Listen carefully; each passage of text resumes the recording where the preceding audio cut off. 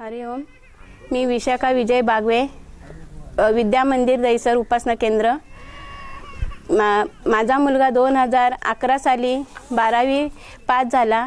त्याला 76% मार्क होते आणि त्याला ॲडमिशन मोठ्या कॉलेजमध्ये पाहिजे होता. म्हणून मी दादांकडे गेले.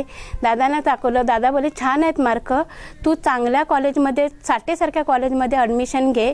म्हणून माझ्या मुलांनी साठेच्या कॉलेजमध्ये फॉर्म भरला. तिथे 1 मार्कासाठी क्लोज झाला, त्याला ॲडमिशन मिळालं नाही.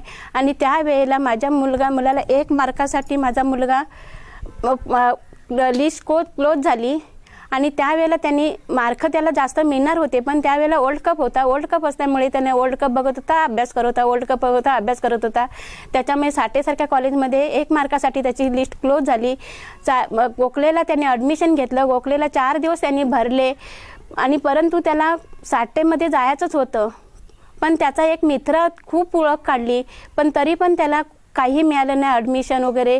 पण मी फक्त दादानी सांगितलं साठेसारख्या कॉलेजमध्ये ॲडमिशन घे, पण परंतु त्या साठेसारख्या कॉलेजमध्ये ॲडमिशन त्याला नाही मिळू शकला.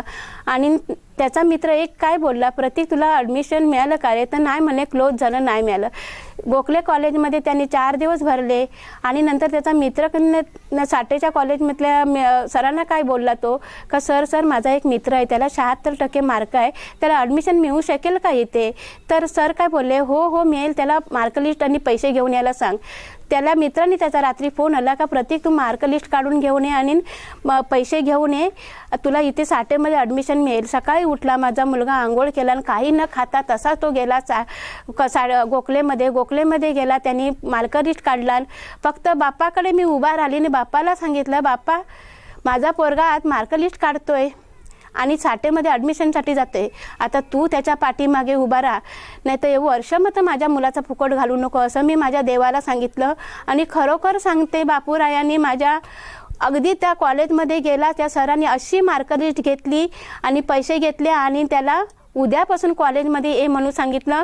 आणि खरोखर बापूराया माझ्या क्षणाक्षणाला शब्दाला धावून येतो, हाक मारता क्षणी धावत येतो. बापू, नंदाई, दादा तिघंही माझ्या पाठीशी, त्यांचा आशीर्वाद आहे. हरिओम. अमज्ञ श्रीराम.